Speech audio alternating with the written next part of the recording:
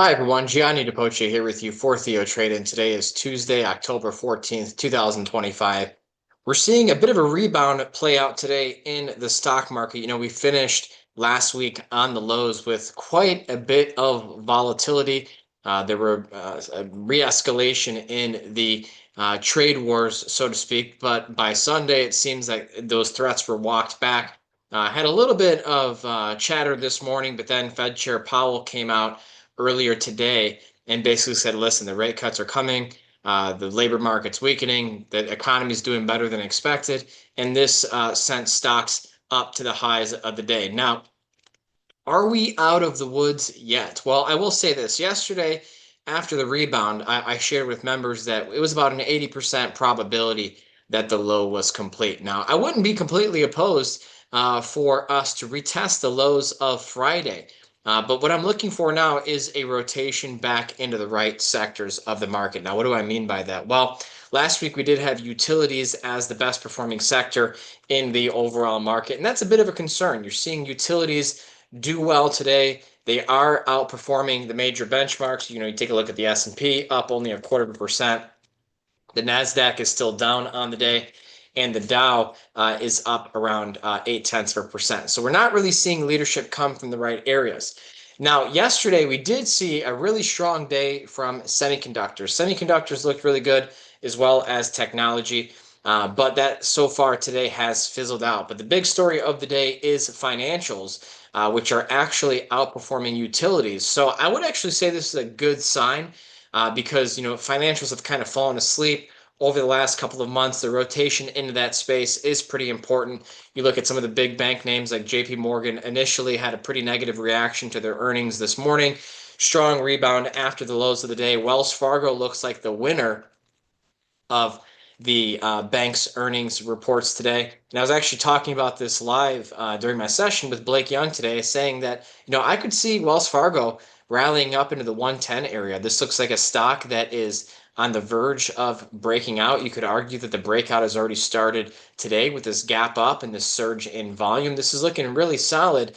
And even Goldman Sachs, which was showing some weakness earlier today, has now bounced back to pretty much even on the day. And then you round it off with Bank of America, looks to have completed a higher low with respect to the trend. So this is all great. This is a step in the right direction. But I'm going to bring it back to technology again, because I do think that technology is where this market is going to live and die. If we don't see tech reassert leadership sooner than later, that could be a problem. I'm specifically looking at NVIDIA, which after a decent rebound yesterday, gapping down today, obviously, the AI trade has been chased by and large by many market participants. But, a lot of the chip names are actually holding up all right. Advanced Micro Devices, we had some great trades on that recently, both with options and straight shares. We did take some chips off the table in the 230 area on the shares. Last Monday, we booked those big gains in AMD, but you even look at Micron's holding up. So, a lot of consolidation, digestion of the gains taking place in semiconductors, which I would argue is good. Remember, markets can correct through time instead of price. And so if the tech and growth sectors of the market start to correct through time instead of price, that sets us up for an even better finish to the year. Now, Broadcom had that big news yesterday with OpenAI, a very strong initial response, giving some of it back today, but overall, I could still see this stock rallying as high as 420. I am looking at Tesla here. Tesla still consolidating near its highs. We are coming up into earnings next week, believe it or not. Next Wednesday, we're going to have Tesla earnings, so I'm watching that very carefully because you get a stock like Tesla moving in the right direction. I think it's going to send the indices onto record highs. And that's basically the point I want to get at today, is that we had a massive reset on Friday, and especially when it comes to the cryptocurrency sector. Sentiment is shaken, sentiment is fearful, people are concerned again, and for good reason. We saw a huge volatility spike. I mean, look at the VIX, okay, VIX futures. You had that huge spike on Friday, and then, it was even back up higher again earlier today. But, when you look at what happened in the Bitcoin or cryptocurrency market, it really is remarkable how so many people blew up after one big red candlestick on Friday. I'm one that trades on leverage. I trade with margin. when the market goes against you like that, like it did on Friday, yeah, you're going to lose money, but you should not be anywhere near blowing up your account. So now that we've had that massive deleveraging, and it was actually the biggest crypto liquidation in history, that's usually something you look for near important market bottoms. And so now you have a situation where Bitcoin took out last week's low.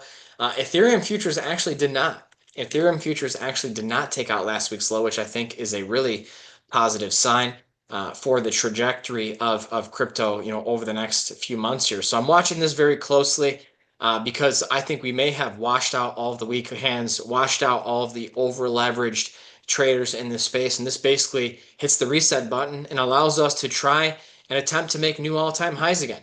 You are seeing some names in the space, in the crypto space. Hut, hanging out near the highs. We actually booked profits on that this past Friday over in the Trinity trade for 130% plus gains. We actually went into the volatility on Friday over in the Trinity trade with over 20% cash. And then we did reduce some of our other positions, went into the weekend around 45% cash, but there's going to be some trades triggering here in the near term that are going to bring us back into the market. But I'm really not in a rush because over the weekend, I did a very heavy dose of scanning. I spent a lot of time scanning various sectors of the market, just the top names that have been holding up, and I'm still seeing so many bullish setups. We can rotate, but I just see so many setups. It's really hard for me to believe that this is the start of something more serious. I think that, we were just extended. You needed a reset button. You needed to wash out the weak hands, and we got that. So, Hut is making a nice recovery today.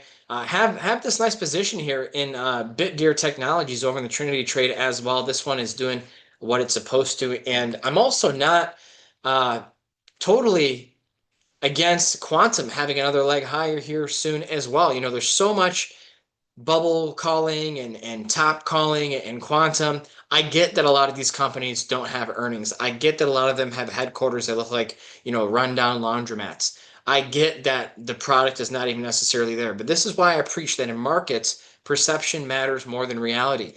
And so, we could have one final squeeze, over the next couple of months that takes this sector onto new highs and it completely wipes out the shorts. And only then may we see an actual popping of this bubble. I mean, you even look at some of the nuclear names that kind of tie into this space. You have Oklo up another 6% plus on the day. Nano Nuclear Energy, $1 million challenge name. We got long this stock at the beginning of October. It's been holding up fairly well, so we're pleased with what that's doing. So, one of the areas I'm treading a little bit cautiously on, I've been talking about China a lot lately. I did end up scaling back some. I didn't, get rid of my entire China position going into the weekend, but we did trigger a few stops, mainly for profits in the space. But I just want you to know, even if if I have a profit in a position and a market starts doing the opposite of what I expect, I still am going to respect my stop loss and protect my gains. And that's exactly what happened in a lot of the Chinese sector. But, a lot of that's going to come back to the US dollar. If the dollar is going to start weakening again, if we did just top out in the yen, if we did just bottom out against the euro, I would look for China to start shaping up again. And so that's what I'm looking at now. Bonds, I'm expecting them to continue higher. Crude oil looks weak as expected. And so this is where we stand right now. So I appreciate you watching. Hope to see you in the TheoTrade chat room. That's all for now, everyone. Take care.